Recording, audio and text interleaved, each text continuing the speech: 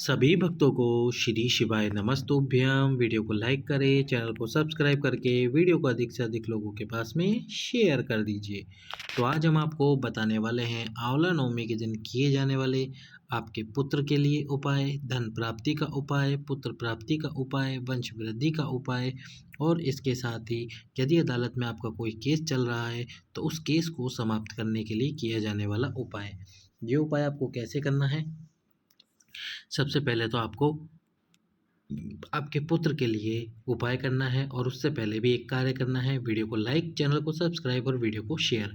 तो सबसे पहला उपाय, आंवला नवमी के दिन आंवले के वृक्ष के नीचे आपको या आंवले के वृक्ष पर आपके पुत्र से यदि किसी व्यक्ति ने ऐसा बोला है कि आपके पुत्र की उम्र कम है, आपका पुत्र दीर्घायु का नहीं है, या फिर ऐसा लगता है आपको कि आपके पुत्र की तबीयत ज़्यादा ही खराब रहती है, तो उसके लिए आपको आपके पुत्र के दोनों हाथों पर, जो भी पुत्र है या पुत्री है, दोनों हाथों पर स्वस्तिक का निर्माण कराना। और ये जो स्वस्तिक आप बनवाओगे, ये स्वस्तिक बनवाना है आपको कुमकुम से स्वस्तिक बनवा देना है दोनों हाथों पर।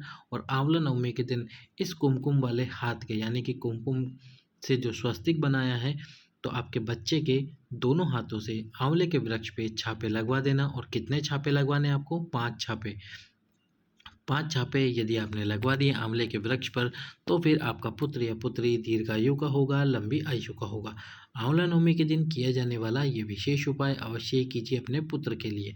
दूसरा जो उपाय है वो है धन प्राप्ति का उपाय। धन प्राप्ति के लिए यदि आपके जीवन में धन की बहुत कमी चल रही है, तो धन प्राप्ति के लिए आंवले के वृक्ष के नीचे आंवला नवमी के दिन एक दीपक प्रज्वलित करें घी का, और जिसमें लंबी बात लगी हुई हो। लंबी बात का घी का दीप प्रज्वलित करने के बाद में कनक धारा स्त्रोत एक किताब आती है, कनक धारा स्त्रोत होता है, जिसको आपको पढ़ना है।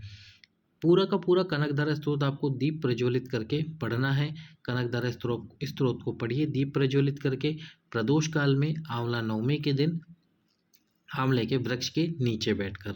यदि आपके पास में समय नहीं है कनकधारा स्तोत्र पढ़ने का, तो फिर आप क्या करें, जो कनकधारा स्तोत्र होता है इसमें कुल 18 श्लोक होते हैं। तो जो पहले नंबर का श्लोक है और जो अंतिम नंबर का श्लोक है, तो यानी पहला श्लोक और 18वें नंबर का श्लोक, केवल ये 2 श्लोक ही आप पढ़ लीजिए कनकधारा स्तोत्र के। आपके जीवन में धन से संबंधित जितनी भी कमी चल रही है, आपके जीवन में धन की जितनी भी समस्या चल रही है, वह धीरे धीरे समाप्ति की ओर आ जाएगी। अगला जो उपाय है वो है पुत्र प्राप्ति वंश वृद्धि के लिए, जो कि है पीले कपड़े वाला उपाय, जो हमने आपको कई बार भी बता दिया है। तुलसी माता के ऊपर एक पीला वस्त्र लपेट दीजिए और उस पीले वस्त्र की पहले तुलसी माता की पूजा कीजिए आंवला नवमी के दिन। फिर उस पर पीला वस्त्र लपेटिए। पीला वस्त्र लपेटने के बाद में उस पीले वस्त्र को माताएं बहनें जिनको पुत्र प्राप्ति करनी है, जिनको संतान प्राप्ति करनी है, उन माताओं बहनों को उस पीले वस्त्र को अपने पास में रखना है। और इसके साथ ही तब तक रखना है जब तक कि उनको पुत्र प्राप्ति नहीं हो जाती, वंश की वृद्धि नहीं हो जाती। तब तक उनको अपने पास में उस पीले वस्त्र को रखना है। पीला वस्त्र तुलसी को उड़ाकर उस पीले वस्त्र को अपने पास में रखिए और बाबा से पुत्र प्राप्ति, वंश वृद्धि और संतान प्राप्ति की कामना कीजिए। अगला उपाय है, यदि आपका कोई केस अदालत के अंदर चल रहा है और वह समाप्त नहीं हो रहा और आप उसको समाप्त करवाना चाहते हो, तो आपको क्या करना होगा? आंवला नवमी के दिन आंवले के वृक्ष के नीचे आपको जाना है। सबसे पहले तो यदि अदालत में कोई केस चल रहा है उसके लिए, तो आपको सबसे पहले आंवला नवमी के दिन वृक्ष के नीचे जाना है। आंवले के वृक्ष के नीचे जल समर्पित करना है और आंवले की वृक्ष की जो डालियाँ होती हैं, इन डालियों के अंदर आपको क्या करना है, एक मूली का धागा बांध देना है। छोटा सा मूली का धागा, आपको ज़्यादा बड़ा मूली का धागा नहीं बांधना है, ज़्यादा बड़ा छोटा सा मूली का धागा बांध दीजिए। और इसके बाद में आपको वापस घर आ जाना है। दशमी तिथि के दिन आपको सुबह सुबह जाना है और फिर से एक दीप प्रज्वलित करना है। दशमी तिथि के दिन दीप प्रज्वलित करने के बाद में जो मूली का धागा आपने जिस डाली में बांधा था, उस डाली से मूली का धागा निकाल लीजिए और उस मूली के धागे को आपको आपकी हाथ की कलाई में बांध लेना है। जिस भी व्यक्ति का केस चल रहा है, फिर आपको अदालत में उस धागे को अपने हाथ में बांध कर जाना है। 2 या 3 पेशी के अंदर ही आपका ये केस समाप्त हो जाएगा। और यदि बाबा की कृपा आपके ऊपर ज़्यादा रही, तो एक ही पेशी में आपका ये केस पूरी तरह से समाप्त हो जाएगा, पूरी तरह से निमट जाएगा। तो अब हम आपको बताने वाले हैं अगला उपाय, पर उससे पहले वीडियो को लाइक करके, चैनल को सब्सक्राइब करके, वीडियो को अधिक से अधिक लोगों के पास में शेयर कर दीजिए। तो शेयर कर दीजिए वीडियो को जल्दी से जल्दी। हम आपको बताने वाले हैं पुत्र प्राप्ति का एक और उपाय।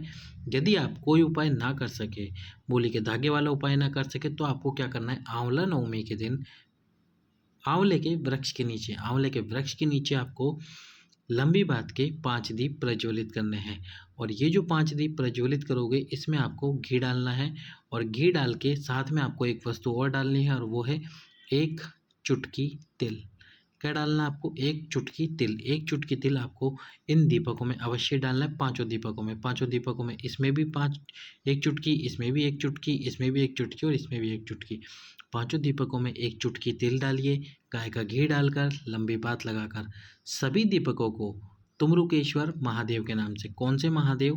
तुमरुकेश्वर महादेव के नाम से, आंवले के वृक्ष के नीचे प्रदोष काल में ये सभी दीप एक एक करके 5 बार तुमरुकेश्वर महादेव का नाम लेकर प्रज्वलित कर दीजिए।